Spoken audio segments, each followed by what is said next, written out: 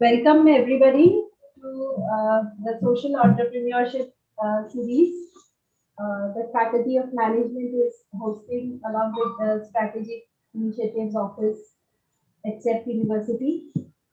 We are intending to expose our students to the social impact realm, and this is one of the most needed areas of developing country like India. And so we have started with the series wherein we will be calling uh, people who are entrepreneurs who have a startup in the social entrepreneurship and social impact sector, and also organizations and institutions who are facilitating this sector, boosting the growth in this particular sector, and people who had spent a long tenure in this sector. So the first in the series is today's webinar, where we are very much privileged to have with us Bharath. Bharath Visweswariah. He is the Director of Investments at Omidyar Network India. Omidyar is an institution which believes in gold investing. They invest in not many social impact projects. Bharat is responsible for leading the organization's strategy, development, and its investment in governance and citizen engagement.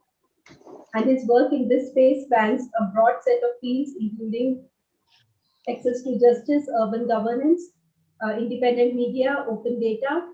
Bharat currently partners with over a dozen organizations across this field, supporting them in their journey to expand their impact in their operations.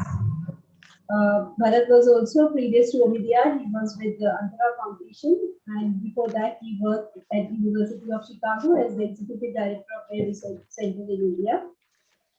He started his career as a management consultant working with McKinsey, and he is an alumni of IIM Calcutta and a BTech from IIT Madras. Bharat, thank you so much for coming over and talking to our students and our group of alumni. It's a privilege for all of us to listen to your journey and to what Omidyar as an organization does in the field of social impact. Before we go over to you, I would like to introduce you to our Dean, Professor Chirayu Bhatt. He is leading the Faculty of Management, and we also have with us Professor Dinesh Mehta, who have interacted with Professor previously as per our discussion. So, and we have a group of our students and alumni and more faculty colleagues. Thank you everyone to be here. Over to you, Bharat. It's all yours now. Thank you so much, Mercy. First of all, thank you so much for this kind invitation. It's just wonderful to be here with such an august group, and especially with all of the faculty joining here as well. It's been such a privilege over the past few months to get to know the work that Dinesh and Meera have been doing, as well as several others at CEPT University, as I've been getting to know them. So such a privilege and an honor to be here. So thank you so much for inviting me. It's really deeply touching. And kind of so many of you to join. What I thought I would try and do based on the guidelines that Mercy gave me is to share a little bit about Omidyar Network's philosophy, how we think about the investments that we do in the areas that we invest in, and in particular with a focus on urban governance.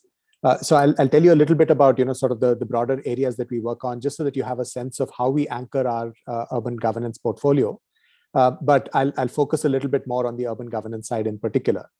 I'd love to sort of see what questions or reactions people have. So we'll have a good chunk of time towards the end for that. But in the meantime, what I will try and do is to give you a sense of sort of why at Omidyar Network we feel really excited about the way that the urban governance space seems to be shaping up. Right? A lot of really interesting entrepreneurs doing very interesting things to help address all of the challenges in the urban space that we are all very familiar with just from living the lives that we live in our cities, right? So I'll hopefully give you a sense of first of all what we do as an organization, a little bit about how we do it, and most importantly, I think I'd want to sort of try and convey a sense of all of the different sets of possibilities that there are when it comes to creating impact on our cities.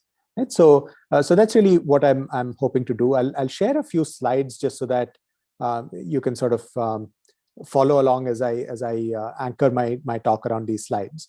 And hopefully this should come up just shortly on your screens. Yeah, so let me try and maximize these so that you can see them more easily.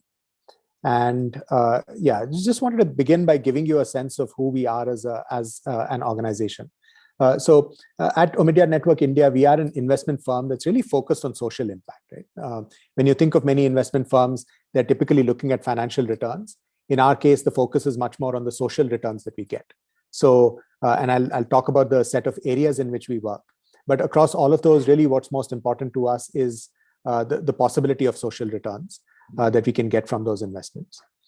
We follow an approach that we call our dual checkbook approach, which is somewhat jargony, but essentially what it means is that we do both investments in for-profit companies. So this is like a typical venture capital firm that many of you might be familiar with, where we take a stake in a for-profit entity, but we also provide grants to nonprofits. And there's a range of those that we work with, which I'll show you as we go along. And we are able to do all of this thanks to the philanthropic capital of our benefactors, who are Pam and Pierre Omidyar. Many of you will be familiar with the company eBay. Pierre was the founder of eBay. And essentially when he and his wife were looking to do something philanthropic after the eBay journey, that's when they set Omidyar Network up. So that's to give you a sense of who we are. Mercy mentioned this right up front, but we look at our mission as being about investing in bold entrepreneurs who help create a meaningful life for every Indian. And we use the word entrepreneurs here fairly sort of in a fairly broad sense. Some people look at that and say, oh, well, I'm not an entrepreneur who has started a business. Does that mean that Omidyar Network will still partner with me? And absolutely, we are very open to partnering with people who are running very innovative nonprofits, even people from within government who are doing bold, innovative, interesting things to help move the needle in whatever area that they're working on. Right? So those are all things that we would look at as being bold entrepreneurship. Just to give you a sense of what we have done across the time that we have been in India, we started working in India well over a decade ago now. Roughly 2008 is when we began, and maybe around 2010 is when things really started ramping up. And over that time, we've invested over $300 million. So this is north of about 2,000 crores or so. About 100 active investments now. This number, of course, keeps changing as we formalize new partnerships. So that's about 100 active investments now.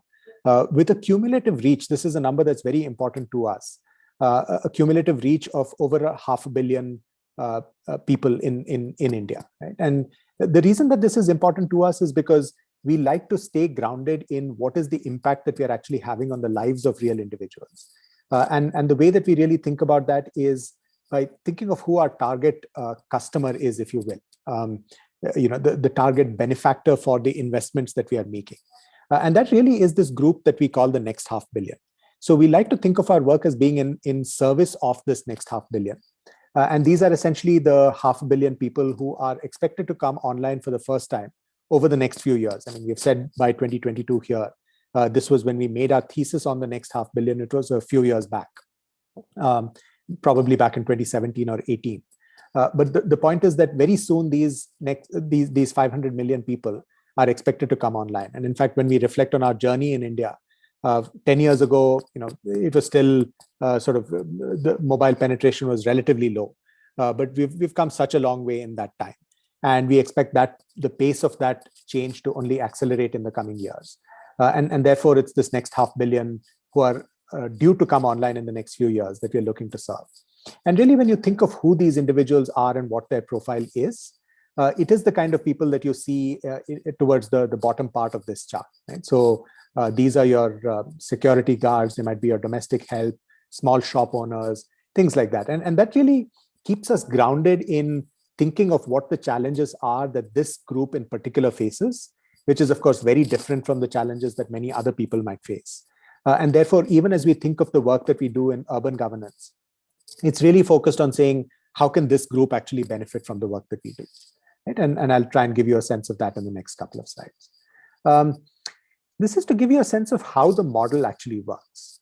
So I told you about the fact that we partner with both for-profit as well as non-profit entrepreneurs. There are some examples here on this page. There's an organization called Pratilipi, which is essentially a publishing platform.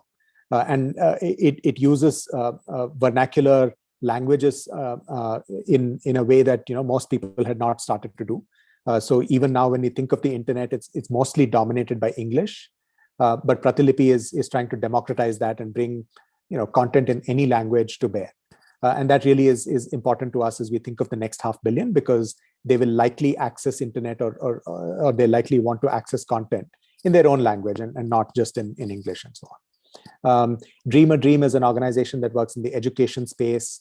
And they do a lot of really interesting work with saying, how can people in an average government school be prepared for the skills that might be needed in the 21st century world. Right? Then we look at a lot at this question of institutional and market infrastructure. While we believe a lot in market forces and therefore we do the for-profit investments that we do, we also believe that sometimes, and I think our cities are a classic example of this, where often there's institutional infrastructure that's actually just completely missing. And I'll give you an example. I'll talk in a little bit more detail about this in a couple of slides. But this organization called E-Governments Foundation, which has essentially been doing a lot of work on this idea of how can you take our municipalities and equip them with world-class technology backbones. So when you think of most modern companies these days, they have their ERP systems, they have a technology backbone that keeps the company running smoothly and efficiently. When you look at the average municipality in the country, that's not the case. They're often still taking in cash on their books, issuing paper receipts, and so on. It's very far from being a modern-looking operation. And that's what E-Governance Foundation is looking to change by creating a technology backbone for them. Very exciting work that they've done, which is now rolled out across almost half of all towns and cities across India now. And again, I'll talk in a little bit more detail about that in a moment. But this is just to give you a sense of how that kind of market infrastructure can be very dramatically. It can sort of have fairly dramatic impact on the spaces that we work in. And then finally, we work a fair bit on policy support. So looking at institutions and looking at research that those institutions might need. So for example, even in the urban space, saying, what research might be needed to actually move the needle on some of our urban issues. So for example, we've been, and in fact, one of the conversations I've been having with Dineshji and Meeraji is about looking at the quality of the financing of our cities, right? And is there more research that we can do into some of those issues, which can illuminate the problems that we face as far as the financing of our cities is concerned. Okay, so again, this is just to give you a sense of the broad range of types of activities that we support.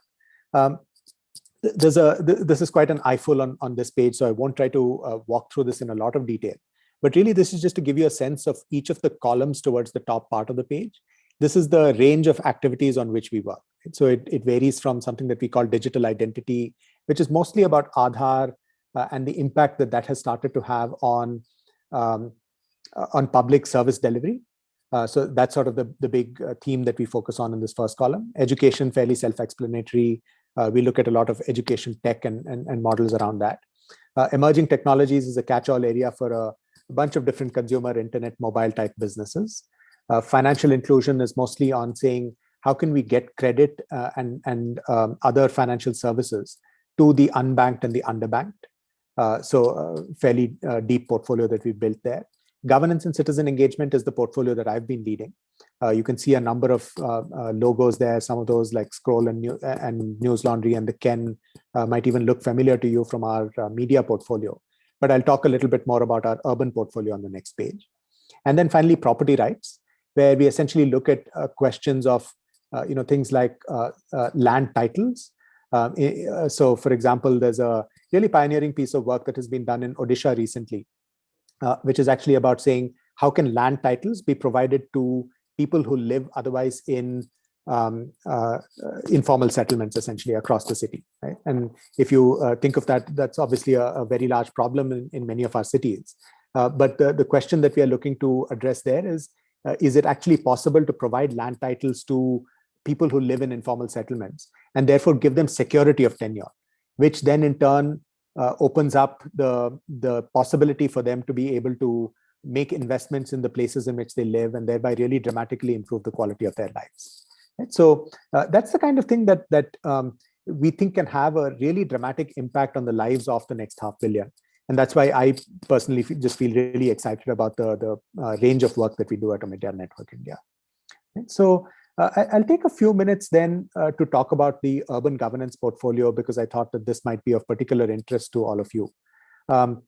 You see a bunch of logos here. What I'll try to do is to describe some of the work that these organizations do and why we are excited about supporting them. eGov Foundation, I've spoken a little bit about, and I've told you that this is really about creating this technology backbone for our cities. Because when you look at the range of activities that our cities do, all the way from collecting property taxes, issuing birth and death certificates, they might be issuing trade licenses to a small trader who is looking to open up a new business. They might be looking to provide a range of other services such as waste management and so on. Now, all of these really are dramatically simplified and made a lot more productive once they're done using a backbone of technology. This is the reason we've seen over the last several decades, most companies, and those of you who are studying management in particular will be very familiar with this, is that technology has brought about a massive revolution. But our cities are still, as I was saying earlier, run often on paper and pen-based processes. And that clearly needs to change given the burgeoning populations in our cities.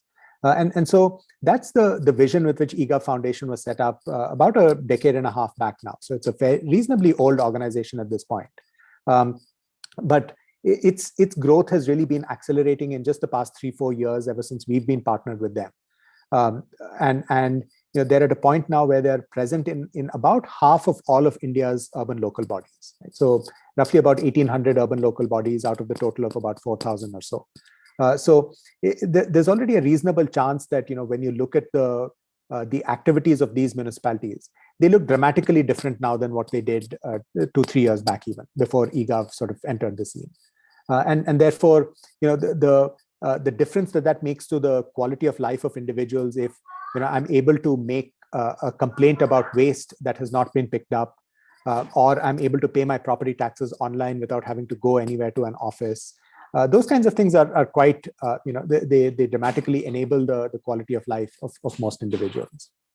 The second organization here, we partnered with the Indian Institute of Science for an initiative that they set up at the IISc, which is called the India Urban Data Exchange.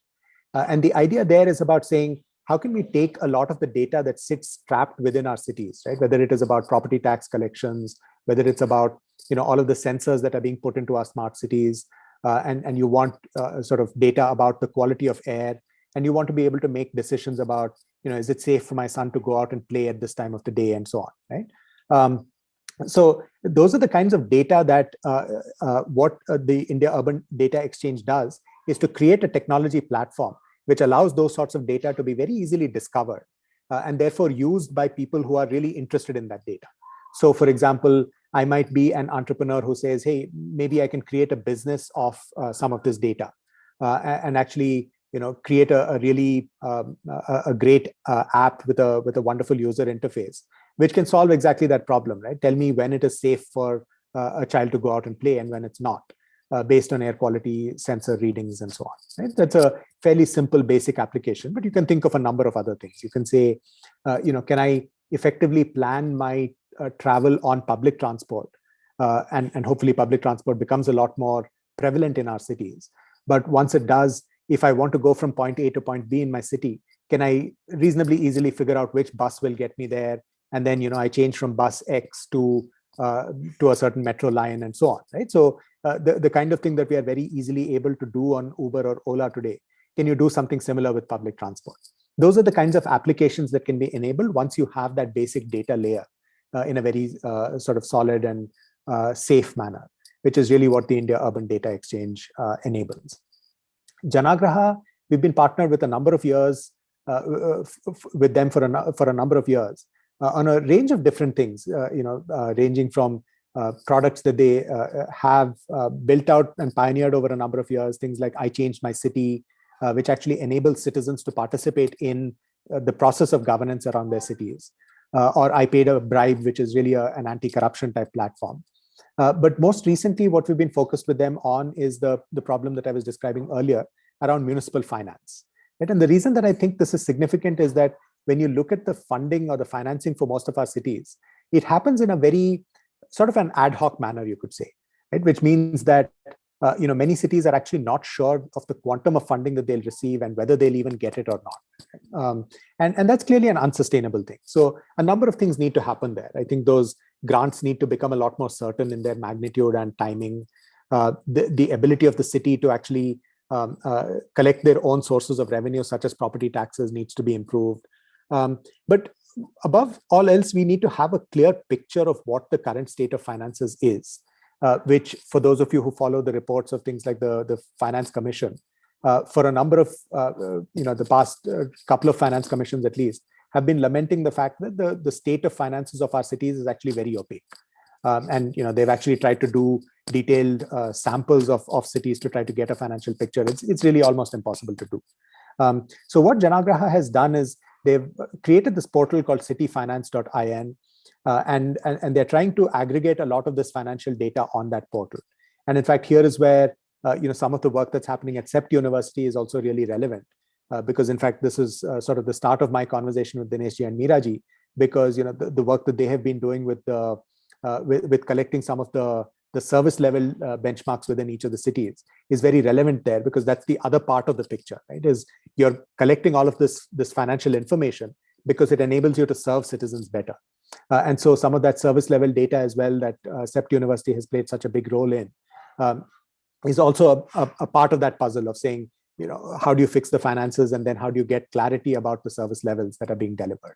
And so again, fairly transformational work. It's really, when I look back on my 4 years now at Omidyar Network, it's really quite gratifying to see how much of a difference there has been on each of these domains.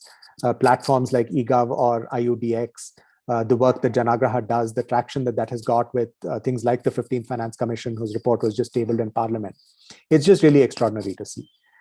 Similarly with WRI India and with Village Capital, essentially the work with WRI India has been focused on the question of urban planning, which I'm sure will be very sort of close to the hearts of many of you. And really what we are saying there is to say, as you look at the massive amounts of infrastructure being built in urban India, can we think of how that can be done in a world-class manner, which actually takes into account some of the modern principles around strategic planning for cities, and therefore think of what can be done to maximize the economic value of this infrastructure being built, right? And what WRI India is doing is to build very high-quality maps using modern sort of GIS satellite type technology, and therefore bring those maps to bear when it comes to decision-making by people who are taking calls on what infrastructure to build, where to build it, how to make it most effective. And it's really incredible to see how that has started to get used, whether it is in building ring roads around cities, whether it's in building large industrial clusters, which is happening right now in Hyderabad, that's a live project, or in long-range planning for Delhi, where WRI is helping them think through, what are the biggest drivers of economic activity around the city. Based on really detailed GIS maps that they have built for the entire national capital region. Right? And then finally, one of the things that even again, when I came to Omidyar Network 3-4 years back, one of the things that I had gotten the sense of was just the enormous entrepreneurial energy that existed in solving problems related to our cities. Right? So whether it is waste management, whether it's air quality, water quality, just a huge number of young entrepreneurs, people like many of the people in this audience today, who are saying, it's really unacceptable that we don't have better solutions to each of these things, and that it's not going to work if we just rely only on government to solve these problems, because there's simply not going to be enough sort of energy just on the part of government, right? Despite all of the intent and everything, and therefore, what many of these entrepreneurs are doing is to actually start their own operations, where they're saying, hey, we can take on some of these challenges and help address them. And I'll try and give you a sense of some of those on the next page. But really what we did with Village Capital is we created this accelerator where we look at some of these organizations that you see listed on this page. And we said, how can we take their work and actually help scale it up, help make it more systematic, so that the amount of impact that these organizations have can really start to grow quite dramatically. And again, a lot of logos that you see listed here, some of you might be interested in just looking up these organizations just to see what they do. But I'll pick maybe just one or two examples in the interest of time, and then stop with that for any follow-up questions that Mercy might have for me. So, I'll talk about this organization called Fluid Robotics. Hopefully you can see it. It's on the top right here. Set up by a young person who was working in the US in a robotics firm there.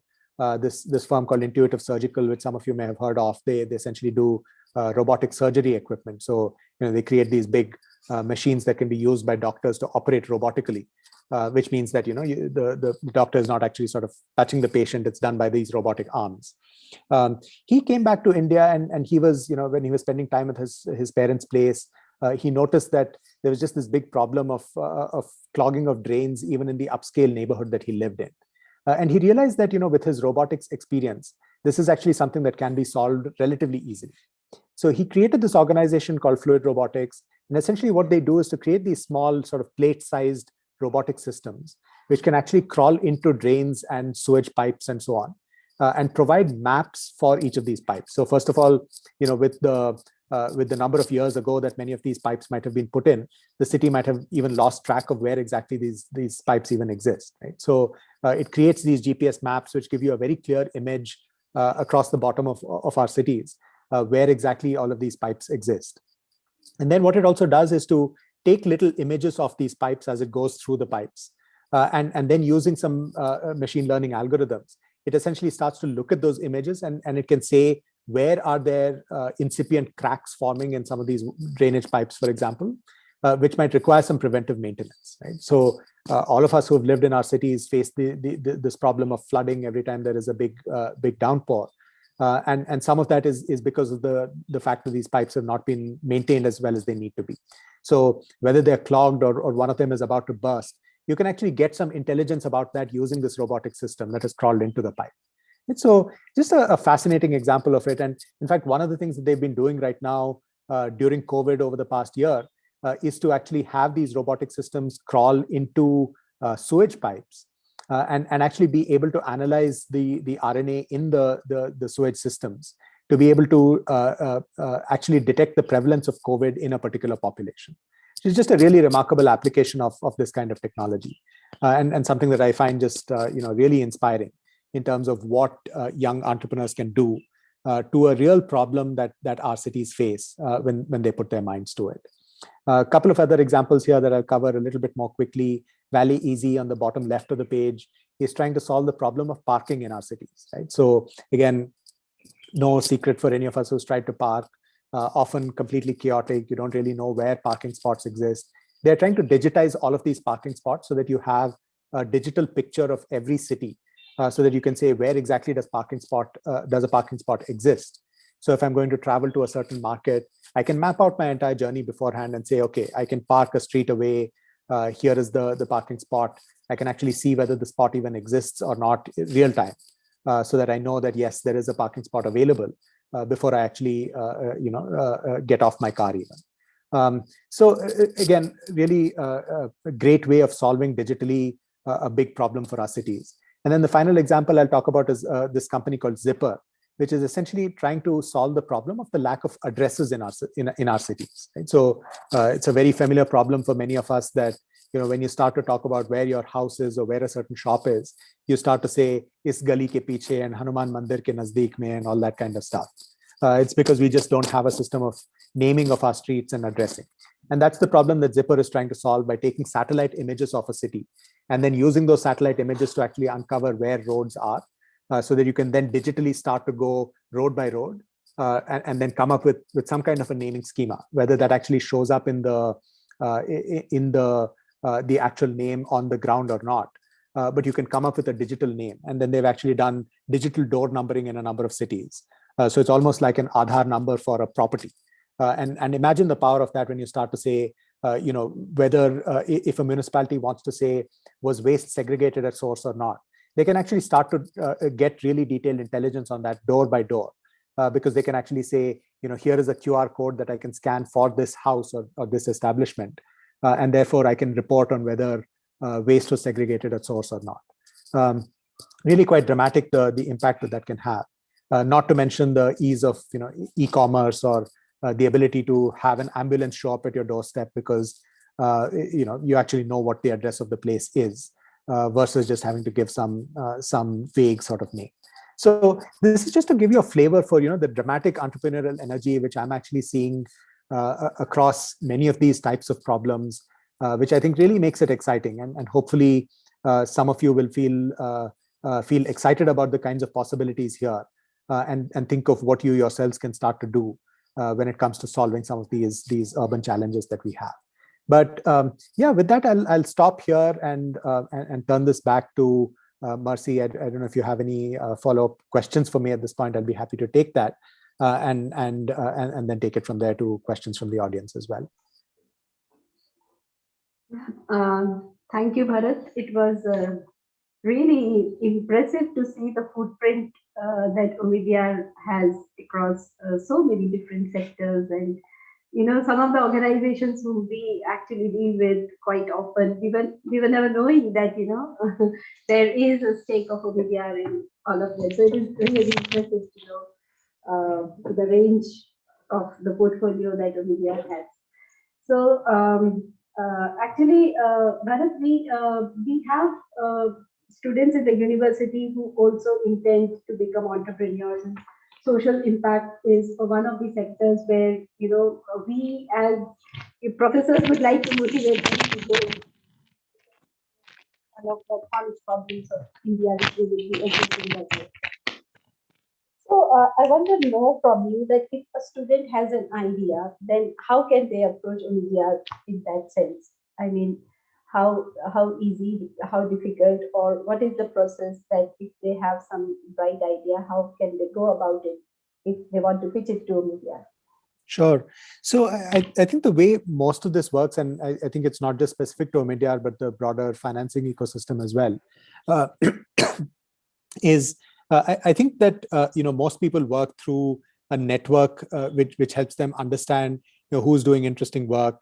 There are typically a range of conferences that might happen on a particular topic and so on, where interesting ideas get showcased. So the first thing I would suggest is just network as widely as you can. Figure out who else is doing work in that space that you already know. They might be seniors of yours from CEPT University. I think this is one of the great things about an organization like CEPT University, is that your alumni are everywhere. And in fact, even as I was doing this talk, some of your alumni who are at places like WRI India actually reached out to me saying, "Hey, great to see that you're doing a talk at our alma mater." So the fact is that you have a wonderful institution that you're a part of, and so yeah, do use that network. I think that's one thing that I would say for sure. And then yeah, as you get to build your network, you get to know who is interested in this space. Maybe Omidyar is interested, maybe we are not, but you'll get to know who are the other funders that are funding things in this space. Look for news items about the areas that you care about. There are usually funding announcements that are publicly made where you can get to know that such and such an investor is interested in this space and is looking at investment opportunities in it. So that will give you a clue about who to approach. And then really it's about being relentless about sort of pursuing that idea and trying to sell it to whoever you might be seeking funding from or seeking to build a business with. And of course, that can be hard, as I'm sure you'll have had a sense of from all of the different courses and discussions that I'm sure you'll have done. But yeah, and therefore, one of the things that people often ask is, what are the qualities of an entrepreneur? And certainly passion for the topic that you're working on is a huge thing. And related to that is the issue of just perseverance, because it can be a really hard journey. And therefore, I think if you begin it without that sense of passion, it's going to be really hard to sustain. And if you don't have the ability to persevere, again, that will mean that you'll probably not be able to see the idea through. So yeah, those would be just a few thoughts off the top of my head. Yeah, Manas has also joined us. Hi, Manas. You are on mute. Sorry. Hello. Hello, Mercy. Good evening. Hi, Bharath. Hey, Manas. So, so Bharath, as Mercy said, so that students who are on this call can understand a bit more about the journey. What are some of the hard? I want to ask you, what are some of the hard ethical issues that you've had to face in your career, and especially in the social impact space, where, of course, one is trying to do work which is aimed at the overall good, but one still runs across sort of ethical issues, and there can be multiple viewpoints one can have on some of these issues. What are the kind of things that students should be ready to face if, in any career, but especially if they go down the path of working with social enterprises, interacting with government, interacting with various kind of citizens, and their needs and their issues and the politics and the power plays that happen in our society. Any comments on that? Sure. I mean, yeah, I guess that can, of course, be an extraordinarily difficult thing. The thing that I would keep going back to is sort of what your purpose is and what it is that's driving you or the organization that you're part of, right? I think that having a clear sense of purpose, and this is why I mentioned that as for an entrepreneur as well, to be really driven by a sense of mission or purpose can really help you with some of those dilemmas. Because then it becomes clear about sort of why you're doing what you're doing and what is the North Star that you're going to use to navigate an ethical issue. To be honest, I would say across my career, I feel like I've been fortunate not to have run into perhaps ethical issues as much as questions of really prioritization, right? Which can be much harder issues actually. Because when you think about sort of how do you prioritize investment opportunities, for example, such that you actually have the maximum impact. That can be an extremely hard question to sort of think of and address. And I think there again, sort of having a clear North Star in terms of, what is the segment that you're looking to serve. That's why I spent some time talking about this group that we call the next 500 million and saying, how is it that an idea can actually impact the lives of those individuals? Those are the things, to be honest, that we come across a lot more and sort of making decisions that sort of span some of those areas. And again, having a clear North Star that's built on your purpose, that's built on saying, why are we even doing what it is that we're doing? I think is probably the best way to address issues like that. And I think that's probably true of ethical dilemmas as well. Although, as I said, I've probably been fortunate enough not to have run into a whole lot of them. Bharat, I want to ask you that, McKinsey is a dream company, for fresh graduates getting into McKinsey and then progresses into hardcore consulting. So your journey from McKinsey to Omidyar, how do you see that it has changed you as an individual, and how do you think that it has this particular journey at Omidyar from all of it into the sector of social impact? How has it influenced you as an individual, and how much of rewarding it is? Sure. No, I feel actually immensely fortunate to have somewhat stumbled upon this career. I definitely, it's not something that I would have imagined I would have been doing 10 years ago. And I think it's true of many careers these days.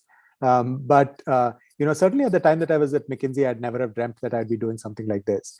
But am I fortunate that this has happened? I'm incredibly grateful and incredibly fortunate because, I mean, I've just learned so much across the course of these 4 years that I've spent at Omidyar.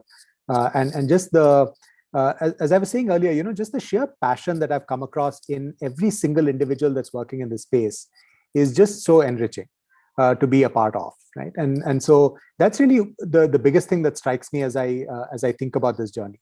But sort of in terms of the more specifics, it was really sort of looking at opportunities that seem to be in front of me at each stage of my career and thinking about what is the biggest thing that I want to be working on right now? What is the most valuable problem that I could be looking to solve using the set of skills that I have?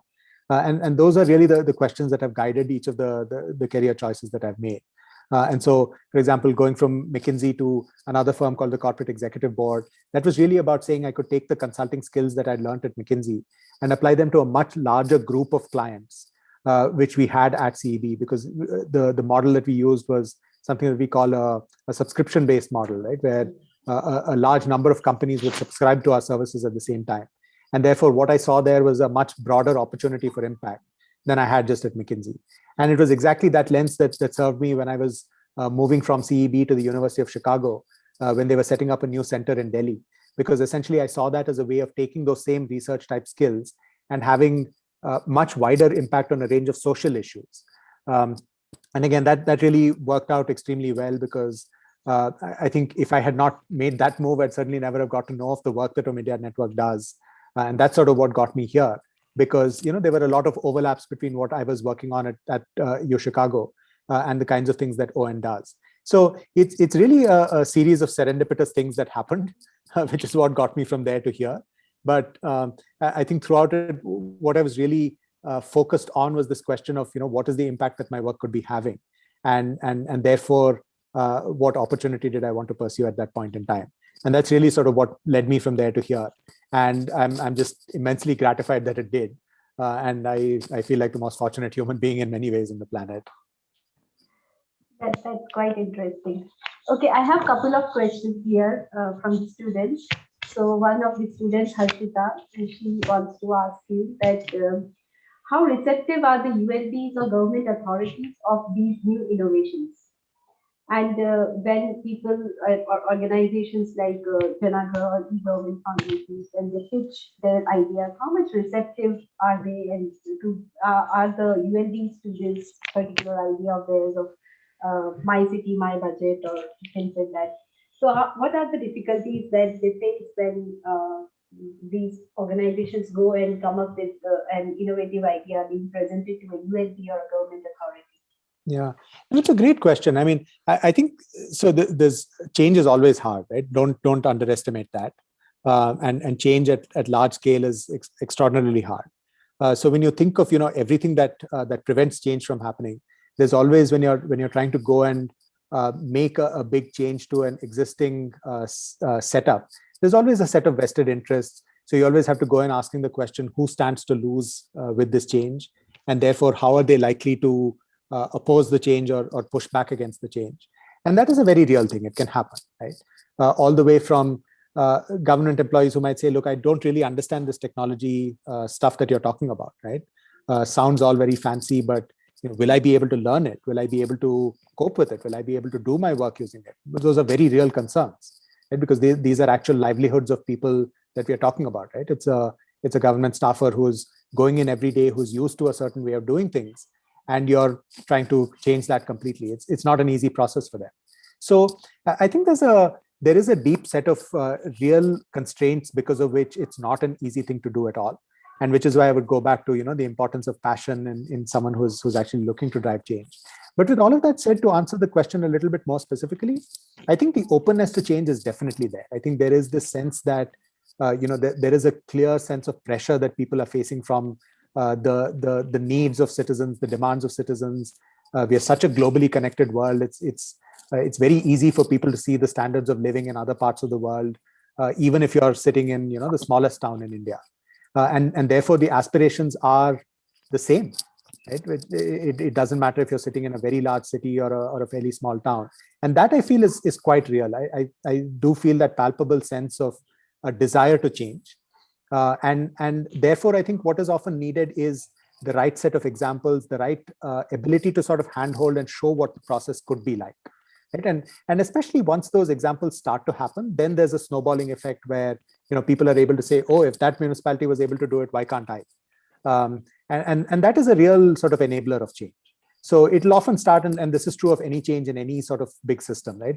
It'll begin with the most determined person who says, hey, even if this looks extremely daunting, I'll take it on. And then that clears the path for the next person, because then the next person says, oh, if they could do it, maybe I could. And so on, right? So it becomes progressively easier. So yeah, never underestimate that first piece of change.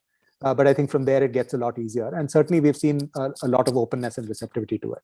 I think without that, you'd never have a situation right now where eGov over the past 4 years went from just being in about 110 ULBs across Andhra to being across 1,800 now. I think that kind of pace of change tells you that we are at that tipping point. People are ready for solutions that actually work. After finding the early adopter, so if the early adopter works out well, then you can go and touch the curve of innovation. Correct. There is another question from Gayatri. One sec. Wait. Hold on. a lot of organizations have a lot of technology, and there is something called emerging technology being used. So how do they evaluate the propositions when this is the scenario? Yeah, no, this question of, how do you actually evaluate technology is a very important one and a very real one. So again, back to, I was sort of addressing it maybe somewhat facetiously earlier, but if you think of the sort of a government department that's faced with a multitude of different technology vendors who are coming in and pitching this solution or that solution, it's a very real dilemma for them as to say, how do I actually make the right choice? One of the things that I've realized across my work with eGov in particular is there's just a litany of sort of failed projects that you come across in state after state. People who say, I worked with this vendor 15 years ago, nothing really came of it. And that same file is still moving around trying to find a vendor who can provide the solution most effectively. So that is a very real challenge. And that's why I go back to saying, we need these good examples where things have actually worked, where you can point to something having changed at scale. That's what gives people the confidence to say, okay, this is something that, if it's worked somewhere else, I can do it too. So I think that's really what it comes down to. I mean, I have a longer answer to this, which I'll probably not go into, but I think the long story short there is, I think that we need some kind of a better system for understanding technology choices that governments need to make. Because often it's a bureaucrat who's a layperson, right? They're not technology experts who are faced with having to make these technology choices. And I think we need some kind of a mechanism to actually say, some sort of a technology board almost, which can make these technology choices and say, what is the most appropriate technology. I think we need some institution like that to actually come up. Because it's definitely not an easy one. But in the absence of that, I think just examples of what has worked elsewhere is what I would go back to. Okay. Mercy, I think Professor Dinesh Mehta is also waiting to ask something, if you can. Okay. Dinesh sir? Dinesh sir. Sir, you are on mute. Yeah. Sorry. No, I did not want to take the time away from students, so I was just patiently waiting. But maybe Bharath, given that in the last 2-3 weeks, since the budget announcement and the 15th Finance Commission announcement, that so much of funding is going into the urban. I mean, and given your perceptions of having worked in the urban governance, what kind of opportunities do you see for these students of the School of Management? And I know that, we are talking about management in a larger sense of management, governance, etc. But I'm now looking at, if I were a student, what would I want to hear that from these big announcements, big ticket items? What is the takeaway for these young budding students who are going to graduate in a year? So yeah, no, it's a great question, Dinesh, and thank you for pointing that out. I mean, it's absolutely true that the allocations to urban have gone up quite dramatically. The 15th Finance Commission is at least slowly on that path to saying that even among local bodies, urban will get an increasing share, 35% this time, hopefully on a path to 40 and maybe even more going forward. That's itself a huge change. The amount of the quantum of funding there is massive. I was even looking at sort of more specific announcements that were made in the budget. So one of the things that the finance minister did is she created this budget. I think it was about 450 crores, if I'm not mistaken, for an idea that's called municipal shared service centers. And essentially what is being done there is, for all of the services that a municipality has to offer. That's the 15th Finance Commission record, but they have accepted that. They've accepted that, correct, exactly. So the idea there is for each municipality to have to offer a set of services. It can be extremely hard for them to do it at the scale of all 4,000 ULBs. But can you pool those services and do them, say, at a state capital or across the entire state?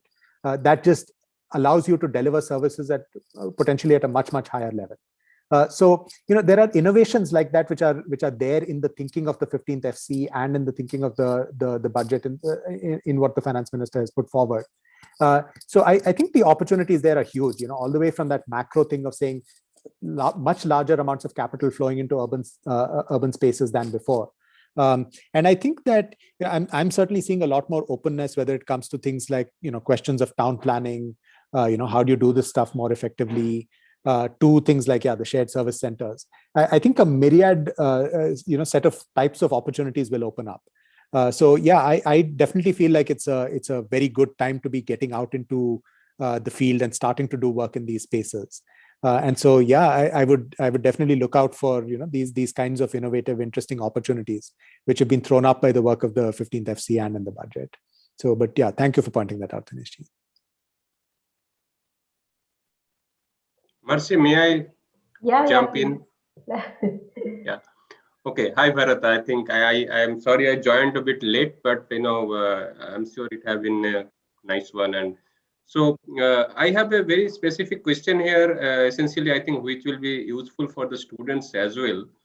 Is quite often I see the students, few of them, of course, are very, very excited to become, entrepreneur.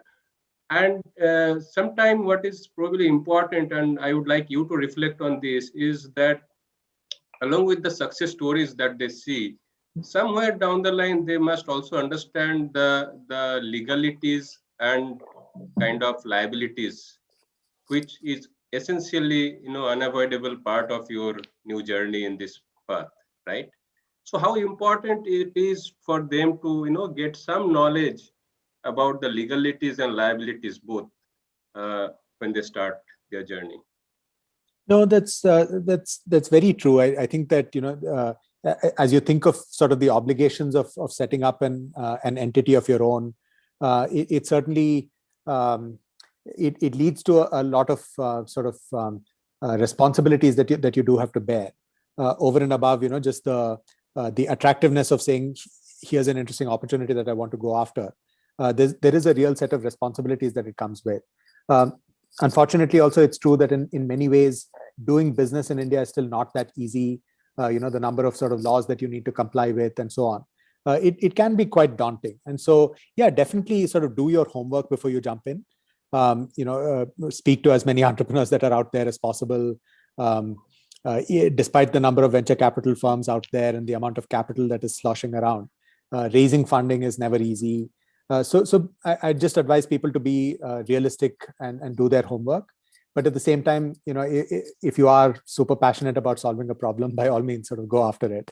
I would definitely not discourage you from doing that. But I think you're absolutely right. Do it with a sense of realism, so that you're not sort of going in with maybe rose-tinted glasses, or you don't have a full sense of exactly what it is that you're going to be hit with once you actually go down that path. Absolutely. Thanks. Okay, we'll take one more question. We have a student, Shaurya, and the question is that while evaluating any proposal for investment, what is the priority given to? Is it self-sustainability in terms of profitability, or is it the larger social impact that it could create in the times to come? Yeah, no, it's such an important question, because I think this, the question of sort of how sustainable an operation is or an entity is, and it's true regardless of whether you're creating a for-profit company and therefore you're saying I want to be financially self-sustainable because I'm charging somebody a fee for what I do, and therefore I've actually built a social business, or whether you're running a nonprofit where you're dependent on grant money from somebody. In both those types of entities, you have to think very hard about the financial sustainability of it, right? Because if you're not financially sustainable, then you're endlessly dependent on somebody who sort of in a sense controls your fortunes, and that's not a good place to be for an entrepreneur. So I think it's true regardless of whether it's a for-profit or a non-profit, and we try to balance that out in our decision making by thinking about both the financial sustainability as well as the social impact, right? So for example, when we are funding a non-profit, we will think about what is the extent of funding that we are providing to that non-profit, and making sure that even if that funding is quite high, there have been instances where we have funded 50-60% of an organization's budget even. But what we will then want to do is to make sure that over time that's actually coming down, so that there are other funders that the person is bringing on board. There are other sources of funds they are tapping into, which then is an indication that you are on a path towards more financial sustainability. You're not just dependent on an Omidyar network. You can actually go to other people and raise funding from them as well. And that's true also for a for-profit business, because you might be having the most social impact. But if you are not financially sustainable, then it means you're endlessly raising money from an investor. And no investor will want to do that endlessly, right? Because even for an investor like us who's really interested in the social capital, our funds are limited, right? And therefore, we have to make a hard call about whether we'll endlessly keep funding one entity which is not financially sustainable, or do we actually have much more impact by sustaining another outfit which can both deliver social impact and also become financially sustainable, and therefore which is going to require much less capital in the larger scheme of things, right? So it's a hard one. I think both of those are extremely important, but so don't lose sight of either one. Even if you start with a clear mission where you're saying, look, this is the social problem that I'm looking to address, you cannot sort of ignore the fact that the financial sustainability of the organization that you have is also a really important thing. And without being sustainable, you'll not really be able to, you won't be able to sustain for too long. That's the reason that word exists, right? So I think both of them have to be balanced. Okay, one last question.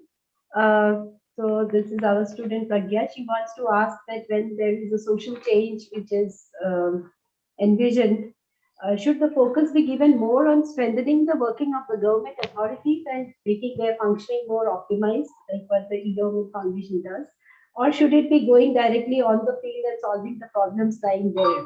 So this is the way to start with. Yeah, no, wonderful question. And personally, I am a big believer in systems change and in thinking through, sort of what is the entire system. And so, I think that there's no easy answer to this, but the way that I would think about it is to say, even if you go down to the field and you were to say, this is the specific problem that I'm looking to solve, you need to understand who are all the other actors that are impacting that problem. And then start to go down to it and to say, what is the root cause of it that I might most effectively be able to sort of address through the work that I'm doing, right? So that is the way that I would address it. And many times I think you'll find that government, because it is so pervasive and has the best ability to scale an idea, is very, very important for your ability to take an idea and sustainably build it up. Right. And so I think that often you'll find that, yes, a partnership with government is key. And again, the fact that governments are very sort of open to these kinds of partnerships is therefore extremely helpful. So I would not look at it as just it's either this or that. I think there have to be elements of both. But really what you have to do is to ask yourself the question, what does the larger system look like? Who are the players within the system that need to be impacted for the problem itself to go away? And then really to start to dig deeper and to say, what is the real root cause? And therefore, sort of without fixing that root cause, you don't fix anything. Just maybe a really quick example of that. And again, this is, I guess, how I got to know Dinesh and Meera and the work that they do as well, is through the work that, we were doing in municipal financing, but also through the interaction that we were having with the Gates Foundation that does its work on sanitation. And really, I think that's a good example of these two ideas coming together. Even if you're looking to solve a problem like sanitation, you can't be doing it without digging deeper and saying, well, I can't really solve it unless this issue of financing of cities is addressed. And so as you start to dig deeper and uncover some of these issues, that gives you a sense of, well, where all do I need to go to actually sort of effectively address this problem? And so, yeah, that's the way that I would think about it. I don't think there's an easy sort of, it's either grassroots or government type answer. But you need to think through all of those different stakeholders in the sector. Hello, Meera ma'am. Good to see you. Yeah, Subhranshu joined late, but I want to introduce Subhranshu to you, Bharath.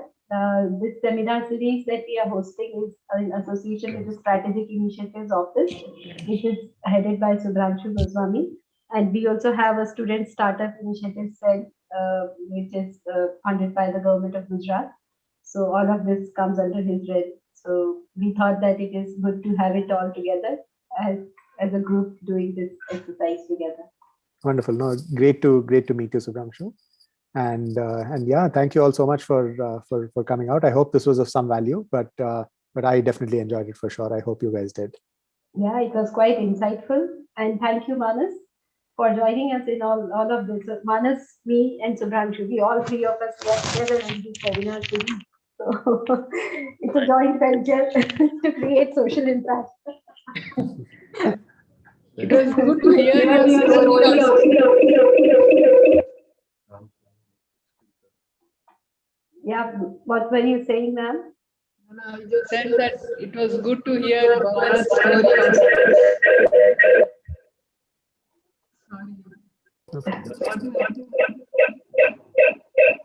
Just turn on the volume a little bit, and that should work then, Meeraji. You are on mute now, आप ma'am. mute कर दिया. Sir, आप बता दीजिए Can ma'am you क्या hear me बोलना now? Can you hear me now? Yeah, now it is clear. Yeah, we have this. We are sitting together. Together, so yeah. Problem. Sorry about that. Common speaker. No, I was just going to say that we've been talking to Bharath for quite some time, but first time that I heard your story, Bharath, and it was really good. Good to hear about your journey through various things. So very, very nice. Thank you so much, Meeraji, and yeah, such a pleasure as always to interact with you, and so good to see with the videos on such a huge group of people. Yeah. And Mercy, in your outline of Bharath's bio, I realized that we are from the same university, graduates from IIT Madras. That I discovered only after reading his bio. I didn't know that. That's I graduated, I think, many years before him, but That's great.